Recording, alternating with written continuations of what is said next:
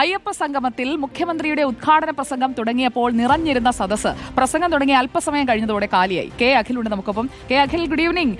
അതെന്ത് പറ്റി? 3500 പേർക്കുള്ള കസേരയല്ലേ അവിടെ ഇട്ടിരുന്നത്? പ്രധാന വേദിയിൽ കുറെ വെളുത്ത കസേരകൾ ആളൊഴിഞ്ഞ് കിടക്കുന്നു. അവിടെ ഉണ്ടായിരുന്നവർ എഴുന്നേറ്റ് പോയതാണോ അതോ മുഴുവൻ ആളുകളും എത്തിയില്ലേ അഖിൽ? സുജിയ, ഈ ഒരു ഘട്ടത്തിൽ, അതായത് ആദ്യഘട്ടം മുതൽ തന്നെ പുറകുവശത്ത് ഏറ്റവും പുറകിലായിട്ടുള്ള കുറച്ച് കസേരകളൊക്കെ ഇങ്ങനെ കാലിയായി കിടക്കുന്നുണ്ടായിരുന്നു. ആദ്യഘട്ടത്തിന് അത്രയുണ്ട്. പിന്നീട് ഈ ഒരു ദേവസ്വം പ്രസിഡന്റിന്റെ ഒരു സ്വാഗത പ്രസംഗം കൊണ്ട് അല്പസമയം കുറച്ച് നീണ്ടുപോയി.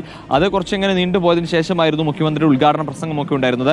ഈ ഉദ്ഘാടന പ്രസംഗം തുടങ്ങി കുറച്ച് സമയം, അതായത് പതിവിലും അല്ലെങ്കിൽ സാധാരണ സാഹചര്യത്തൊക്കെ മുഖ്യമന്ത്രി സംസാരിക്കുന്നതിനേക്കാൾ കൂടുതൽ സമയത്ത് ഇത്തവണ മുഖ്യമന്ത്രിയുടെ സംസാരിച്ചു, അല്ലെങ്കിൽ പ്രസംഗം നീണ്ടുപോയിരുന്നു എന്നതാണ്.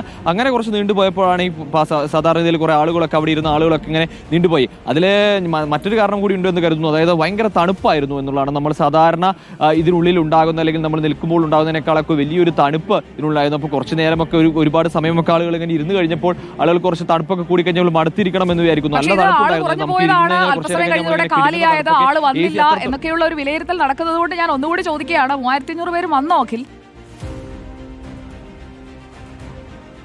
അതിനുള്ള സാധ്യത കുറവാണ് സുജി. അതായത് ഞാൻ ആദ്യം പറഞ്ഞു, അതായത് ഈ ചെയർ കൃത്യമായി ഇവർ പറഞ്ഞ പോലെ 3500-ലധികം ചെയർ ഇട്ടിരുന്നു. പക്ഷേ ആദ്യഘട്ടത്തിൽ മുതൽ തന്നെ ഈ പുറകുവശം, അതായത് പുറകുവശം കാലിയായിരുന്നു എന്നുള്ളത് തന്നെയാണ് നമ്മൾ കാണുന്നത്. അതായത് കുറച്ചുപേര് അങ്ങനെ മുഖ്യമന്ത്രി പ്രസംഗം തുടരുമ്പോൾ എഴുന്നേറ്റ് പുറത്തേക്കൊക്കെ പോകുന്നുണ്ട്. പക്ഷേ ഈ മുഴുവനായും സീറ്റ്, അല്ലെങ്കിൽ അവിടെ ഉണ്ടായിരുന്ന കപ്പാസിറ്റി ഫിൽ ചെയ്യാൻ കഴിയുന്ന അത്രത്തോളം ആളുകൾ ഈ പ്രധാന വേദിയിലേക്ക് ഉണ്ടായിരുന്നില്ല എന്നുള്ളത് ഒരു യാഥാർത്ഥ്യമായ കാര്യം തന്നെയാണ്. രജിസ്ട്രേഷൻ ഡീറ്റെയിൽസ് ഒക്കെ നോക്കുമ്പോൾ അറിയാൻ കഴിയും. കാരണം 4000-ലധികം ആളുകൾ, 4600-ഓളം പേർ രജിസ്റ്റർ ചെയ്ത് അതിൽ നിന്ന് പിക്ക് ചെയ്ത് 3000 പേർക്കാണ് വരാനായിട്ടുള്ള അനുമതി കൊടുത്തതിൽ എത്ര പേർ വന്നു അതൊക്കെ നമുക്ക് നോക്കാം.